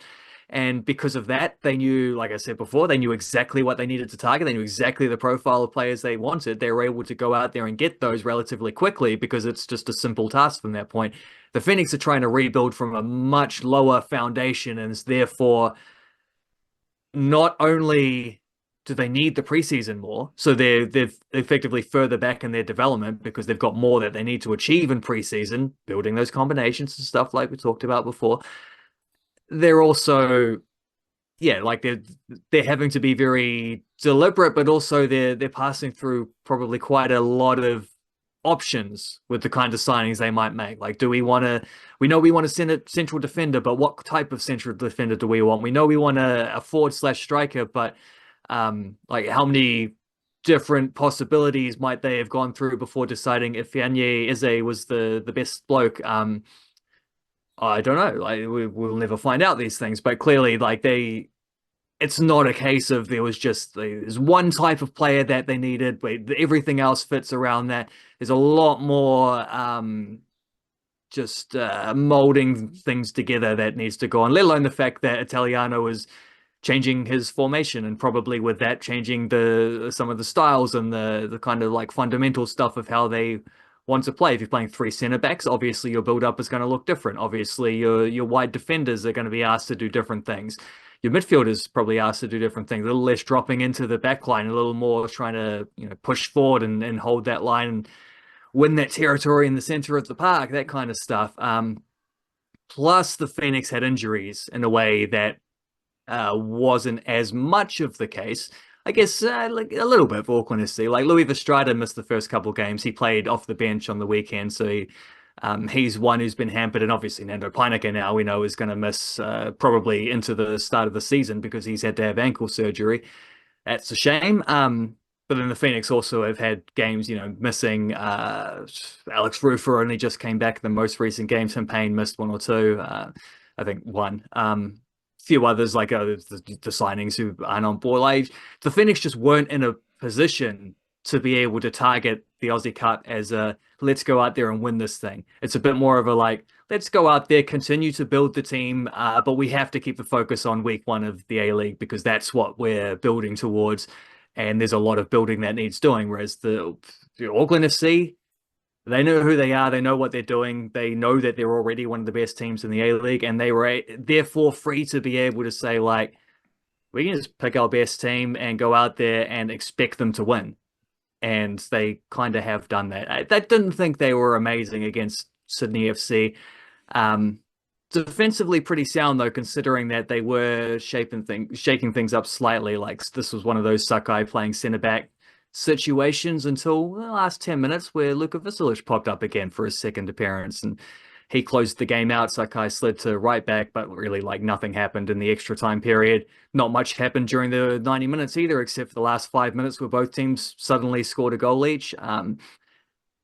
But Auckland FC certainly handled the penalty shootout a whole lot better. And Michael Vowd got to watch two of the worst penalties you probably ever see, but also saved one other one in the middle of that. And that's good confidence for him at a time where Ollie Sales come in. So, I don't think Ollie Sales come in to take his spot, but he's come in to threaten to take his spot at the very least. And if Vowd doesn't perform, then that is what will happen down the line. But I certainly believe he's going to get first crack at that. And this was a good night, like a good outing for him. They move into the semi-finals where they'll face not the Wellington Phoenix. They would have faced the Wellington Phoenix if they won, but then because of that, they'll face that same Heidelberg team that just beat the Knicks.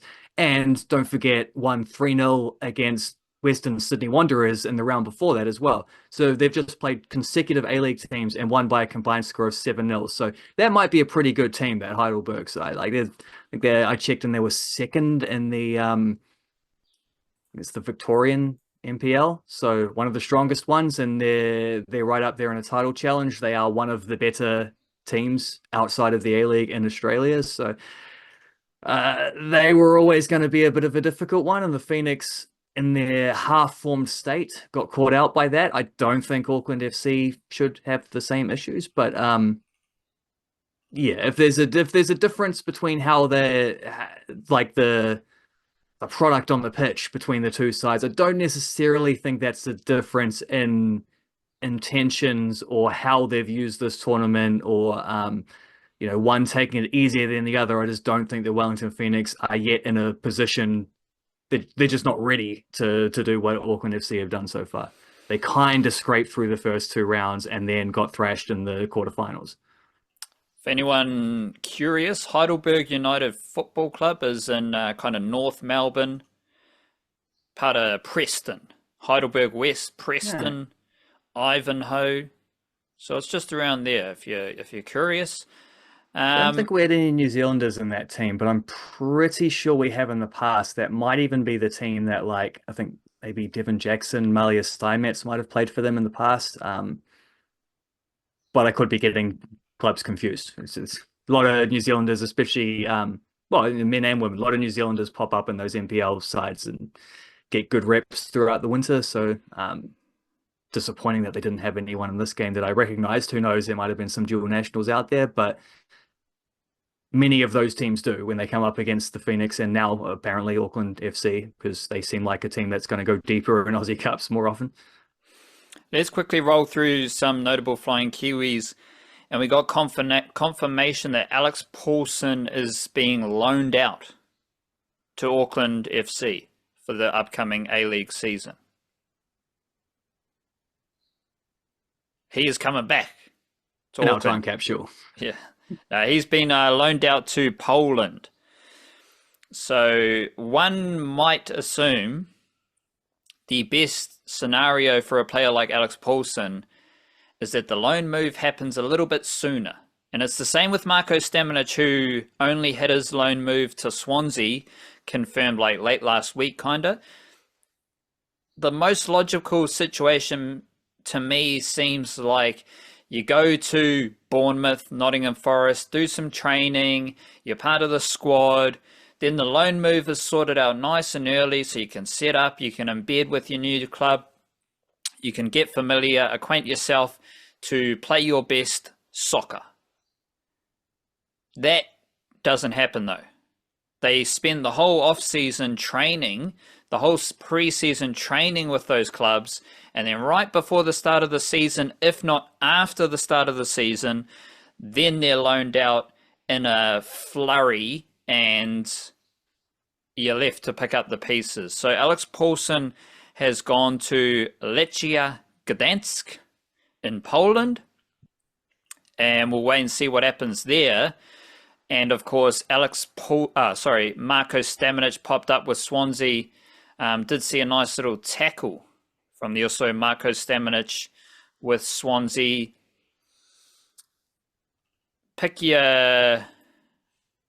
Just take us through that. Alex Paulsen loan move. Anything else you need to say about that? Well, the opposite case of the late loan move after preseason, after a couple of games in the regular season, is Tyler Bindon to Sheffield United, who went on day one of preseason, was loaned out to Sheffield United. So he did no preseason with Nottingham Forest. Marko Stamenic did some preseason with Nottingham Forest. Like he was with them at the start, didn't go to Portugal, turned up again with them for a couple more appearances, curiously, towards the end of preseason, but then not didn't get loaned to Swansea City. He got sold to Swansea City, so he's just gone permanently there for less than what Nottingham Forest paid for him a year ago, which is strange business from them. And the best like explanation I can come up for why that is I think that it's just a lot has happened for Nottingham Forest in the last 12 months. They signed Marko Stamenic thinking they were a team that was going to be in a relegation battle, and then they qualified for Europa League. So I think maybe in the interim period, even though it's the same coach, they do have a new like transfer guru, sporting director type guy on board. But we'll see how that goes because the coach hates him and they're having a big fight at the moment. And there's this possibility Nuno might even quit or not quit, but be fired if it comes to a thing of like someone has to go. This town ain't big enough for the both of us, which would be terrible for Chris Wood because Chris Wood has scored, I think, 33 goals in 55 games, something like that, under Nuno Espirito Santo's coaching. So he's been absolutely fantastic ever since that happened, since he took over from Steve Cooper. So hopefully if someone has to go, it's Mr. Edu rather than Mr. Nuno. But that's for Mr. Marinakis to decide. They did figure out, well, I guess the other aspect of Marko Stamenic leaving permanently is that Swansea really wanted him. It's not just a case of like Nottingham Forest trying to flip him and get rid of him. Like Swansea could have had him on loan if they wanted. They were shopping him for a loan to start with. So they could have done that if that was all they intended. But I did notice there's a few guys that they've signed for transfer fees in this window who they've all given long-term contracts to and who are all sort of like 25 years or younger. So I think there's a bit of a like future-proofing going on with Swansea City. I think they're trying to build out a team with a few of these guys who's they might be paying a bit for them right now, but their value is likely to go up as they continue to play, particularly if they play well. And Stamenic has only played about 30 minutes for Swansea. He made his debut on the weekend shortly after signing for them, and the fans already seem to love him. And that tackle you're talking about, great sliding tackle, just like swoops in, takes the ball away. One of those full body tackles. That was minutes after he'd been subbed on, and I think got a yellow card before he'd even touched the ball. His first thing was just bang, get a free kick. So he won that tackle that got shared there, that Swansea were hyping up on their accounts. He was on a yellow card at that point. Like he could have been sent off on debut if he got that wrong. That's the attitude he's bringing to the park there, and Swansea loved to see that. They were excited about the move even before it happened as well, which is nice because I've been passing through a whole lot of like Nottingham Forest, is this guy good enough for us? Kind of comments on forums and stuff. So it's nice to see the opposite, where they loved Marko Stamenic before he even turned up, and they love him even more having only seen him a little bit. We'll see how that goes with Alex Paulsen, because this move to Poland is an interesting one on account of the team he's gone to is currently last place. They've won 1 out of 6 games, and that was yesterday. They won that game, probably because Alex Paulsen was in the crowd watching, so that might have been their good luck charm. They've also been not demoted, what's the word? They've been docked 5 points for financial irregularities. Potentially that's why they have to look for a lone goalkeeper rather than signing someone. But it is like a well-supported club with a fair bit of history. So it is a situation where he's likely, let's just say, I don't think he's going to be in A-League mode here, where the last 2 seasons with the Phoenix, with Auckland FC, not just top 4 clubs, but I think top 2, top 3 type clubs in those seasons, where he kept 23 clean sheets in 50-something games, 52 games, I think, something like that. Like a ridiculous ratio of goalkeeping success. This is going to feel a little bit like the Alex Paulsen I knew at the very start of his career when he was playing for the Wellington Phoenix Reserves at a time when the Wellington Phoenix Reserves weren't that good and were coming last in national leagues. And He got MVP one of those years. He probably shouldn't have, but it was the way that format worked, is they just give it to the best player on the worst team because he stands out the most. But he was making save after save after save back in those days while he was still a teenager, hoping to get a chance with the Wellington Phoenix first team at some point down the line. This seems a little bit more like that. But that also feels like, as long as it's not too disruptive of a scenario, like hopefully that's not as, I don't know what the Polish fans are like, but I'm assuming they can get pretty rowdy. And I was looking up the Lechia Gdansk, a little bit of the history, just like reading the Wikipedia stuff, and there was something along the lines of like this club was formed in 1945 after, by a bunch of fans from another club that got kicked out of the fan base of that club, so they went and formed their own club. I'm thinking, first of all, don't like the sound of that. Second of all, I don't like the sound of that happening in 1945 either. Like, I think there's other stuff that was going on at that time in Europe, so I don't know if that's coincidental. Hopefully it is. But that was also a long time ago. It was 80 years ago. Like, it's a lot of water's gone under the bridge. And I think if Alex Paulsen is going to such an unexpected place, it's because they've gone through a lot of different options and decided this is the one where he's going to get game time, where he's going to get to play. And yeah, I have confidence he'll do well. I think he's done well everywhere he's been, and this will be another good step up, but it will be a slightly different journey for him, having to be a goalkeeper again at that. The clean sheets won't be so common based on how this team started. And it doesn't sound like the defense in front of him is up to much. They've conceded the most goals in the league to this point, but that's what they've signed Alex Paulsen for. Two other players doing very well, Elijah Just and Finn Surman. Elijah Just, I mean, if we like, all these dudes are young Kiwi footballers. Aside from curiosity with Alex Paulsen and how he endears himself to his new fans, fans are loving these dudes. So I'm sure the Motherwell fans are loving Elijah Just, who, by the looks of it, he has had a fantastic start to his time with the well of the mother. Yeah, 2 assists on the weekend. He got a very late assist in their week 1 game against Rangers. So in three league games, he's got 3 assists. And he's been pretty good even around that stuff. He's doing this Elijah Just stuff. They're playing him through the middle, so he's really been put in a situation where he can be the best version of him, and he's drifting around, he's linking up, he's finding overloads, he's putting slippery passes through. He's had a good chance, like a couple of good, shot attempts where another day he might have scored a goal or two at this point as well. He featured incrementally, however that word's supposed to work, more with like each subsequent game. Like, so his first appearance, he comes off the bench, plays 20 minutes or something. Next game he starts, but only plays the first half. Next game he's playing like 60 minutes. This is all League Cup stuff beforehand. Then the league itself starts and he's playing, I don't know, 75 minutes or something. Then there's about an 85-minute, and then there's a 90-minute. I'm thinking, well, that's where it ends. You can't play more than 90 minutes, but actually you can, because the game after that was a cup game and it went to extra time. So he played like 115 minutes or something. So the streak only actually ended on the weekend, but he got 2 assists and was pretty much their man of the match in that game. So the fans do love him, and they're right to love him because he's been awesome for them. And of all the transfers that have happened in recent times, and there's a very long list of them that I've been tracking, they've just added a couple more to it in the last 24 hours, Alex Paulsen being the latest one. I think so far, this is the most successful transfer of in terms of hitting the ground running, winning over the fans straight away, performances on the pitch, selections as well, just being in there. There are other guys that might, in the long run, supersede this, because there are transfers that have gone to higher up levels than where Elijah Just is, although he's a pretty solid mid-table Scottish Premiership club. That's a very decent standard for him to be at.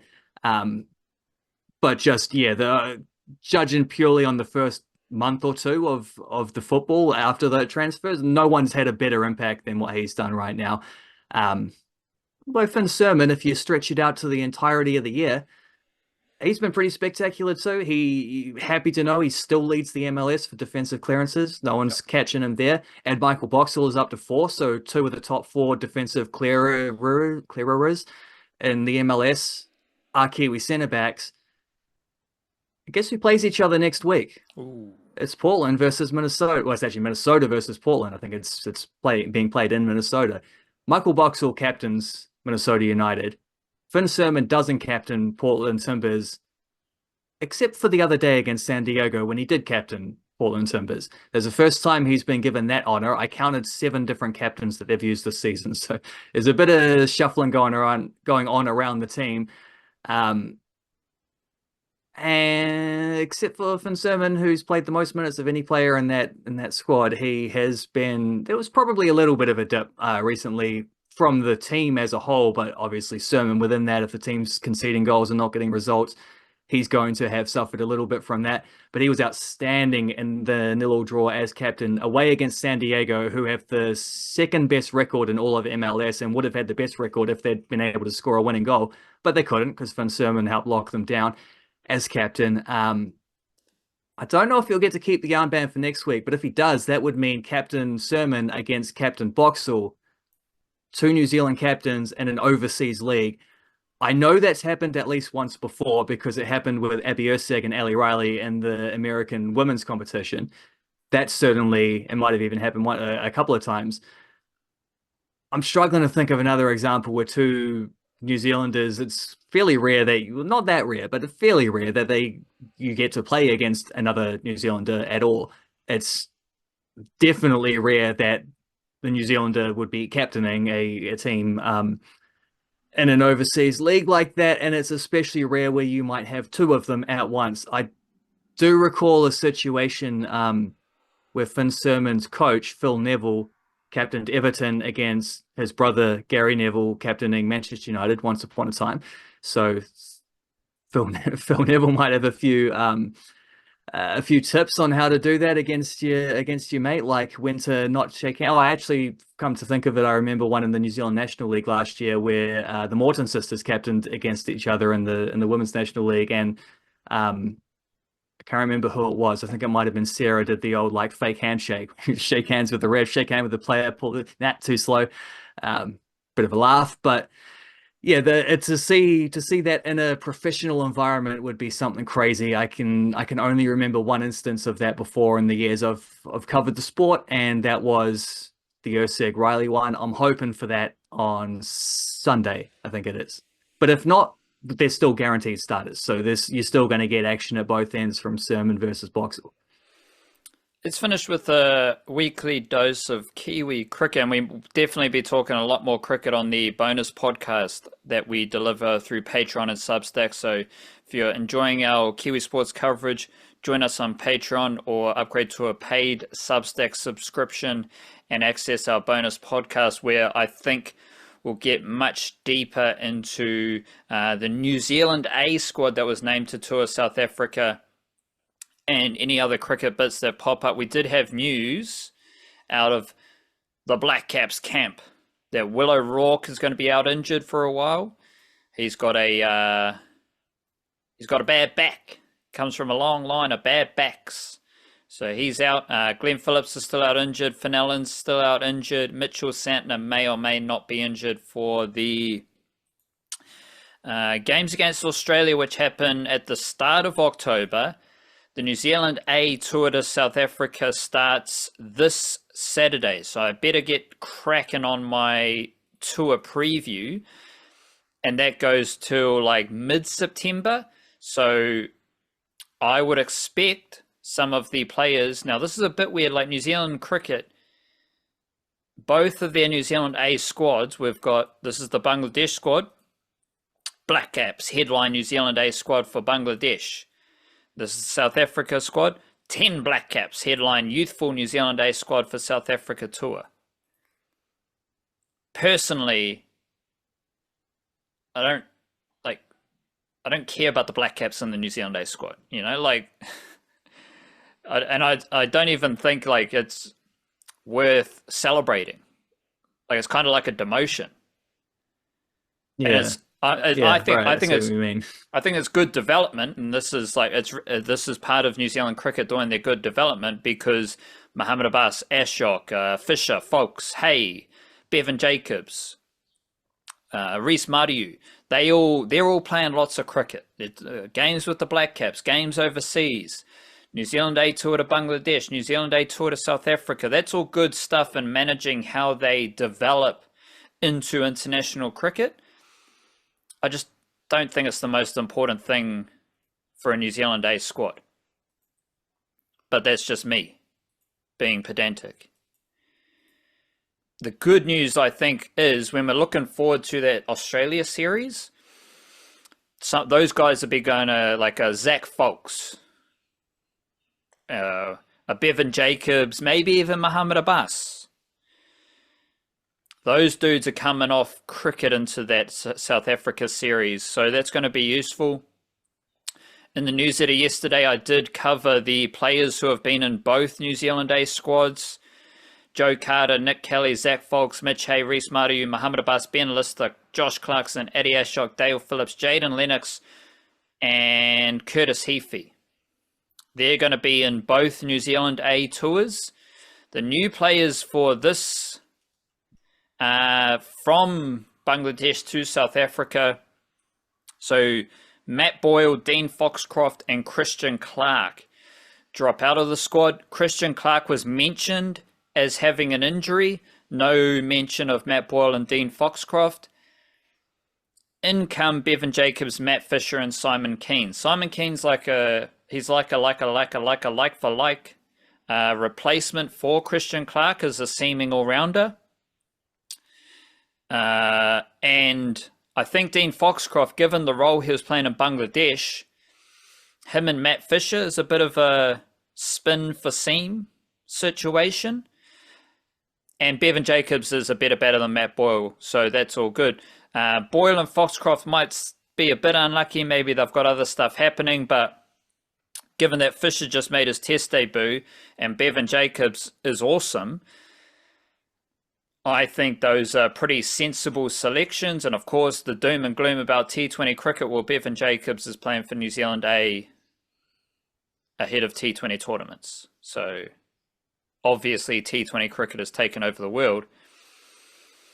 In the newsletter yesterday in the free section, I did put a spotlight on Curtis Heafy because he's been in both squads. And I think Mohamed Abbas is the only player who's younger than Curtis Heafy. And this is Curtis Heafy, who was the leading run scorer in the Ford Trophy. He was 12th for runs in the Plunket Shield, and he was part of the Super Smash Championship for CD, which we've talked a lot about. He had a knock of 50 not out in the Global Super League a month ago, strike rate of 132, and he also scored a 71 in the Tour of Bangladesh, and I think it was in the first class game. So since Curtis Heafy finished last summer as the best Ford Trophy batter, he averaged 37 in Plunket Shield, won a Super Smash Championship. Since then, he has two 50-plus scores in foreign conditions. One of them's in his weakest format, T20 cricket. The other's in his, I think his best format's one-day cricket, so the 71 was not even in his best format, but that's in Bangladesh, and I think the GSL was in the Caribbean. And again, this dude is one of the youngest players in both New Zealand A squads. So watch out for Curtis Heafy. He's on the rise, but he's like, this is the thing about New Zealand cricket. Curtis Heafy's behind Reece Mariu. He's behind Mohamed Abbas. He's probably behind Dale Phillips as well, as far as top order batters, but Curtis Heafy has a lot of talent. He's also a wicketkeeper. But Central Districts have Dane Cleaver as their leading wicketkeeper, and Mitch Hay is the wicketkeeper in New Zealand A. But Curtis Heafy did play, I think, one of the one-dayers as a wicketkeeper in Bangladesh. So there you go. Yeah, so when they say 10 Blackcaps in the squad and also a youthful squad, those are kind of the same people being described twice in most of those cases, isn't it? Well, funnily enough, the players, the young Blackcaps who are the youthful. Yeah, because the players who are not Blackcaps Joe Carter. Yeah, right. Josh Clarkson's played for the Blackcaps, but he's not a Blackcap right now. Nick Kelly, veteran. Joe Carter, veteran. Jaden Lennox, veteran. Like, all those dudes are 30 years and older. Ben Lister, not a current Blackcap right now. He was in the squad in Zimbabwe. He's around 30 years old. Dale Phillips is 26, turning 27. So all the young people in the squad, as you're saying, are the Blackcaps. Whereas the players, like most of the players who are not current Blackcaps right now, they're older. So it is a bit of a weird situation. And no Henry Nichols. No Henry Nichols. Damn. Probably would have been a good opportunity for him to score some runs, but I mean, I'd rather have Reece Madiu scoring those runs, and I'd rather have Bevan Jacobs and Mohamed Abbas and Dale Phillips. So that's good to see. It's going to be very interesting now that we've got no Will O'Rourke, Glenn Phillips, and Finn Allen in the T20 mixer. So I'm curious to see who steps up. The New Zealand cricket announcement did say Ben Sears is coming back on track. So last week we talked about all these T20 seamers in the competition for T20 selection. Will O'Rourke's out injured, but Ben Sears is coming back. Now that's just, it sums it up right there. One of our fizzing young seamers, he's out injured. At the same time, another fizzing young seamer comes back into the fold. That's probably how it's got to be when it comes to fizzing young seamers, because injuries, that's probably the most common demographic for injuries in cricket is fizzing young seamers. Yeah, good stuff. So that's those. The New Zealand A stuff is in South Africa, right? And then the Blackcaps T20s, is that in Australia or is that here? I think that's at the Bay Oval. Hey, a little bit of springtime cricket. Now, it's very different to like the Australia stuff where they're playing in Mackay, they're playing in Darwin in winter. In August, what are you doing? Yeah, I don't know how we're going to go in Tauranga in the Bay of Plenty. Let's be generous and say it's going to be spring, so it's going to be okay, but it's a weird time to be playing cricket. And this will be a few weeks after the All Whites and the Socceroos have a double-header series as well coming up, and well, that's in 2 weeks. It's one in Canberra and one in Auckland at Mount Smart. And the same time as the Women's World Cup starts. New Zealand's first game is the 1st of October against Australia. There you go. Right. So ordinarily that sounds like it should be a nice celebration of Trans-Tasman sports, but normally when that happens, we lose all of them and it's not much fun. So hopefully this goes the other way around. Especially for the All Whites, because they haven't beaten Australia at football, men or women, senior level for like more than 20 years. I mean, it's the same with cricket. It's no different for the cricketers. So it's not quite 20, but it's just as common, the losses. Right, there's our podcast. Big up to you. We appreciate your eyeballs and eardrums.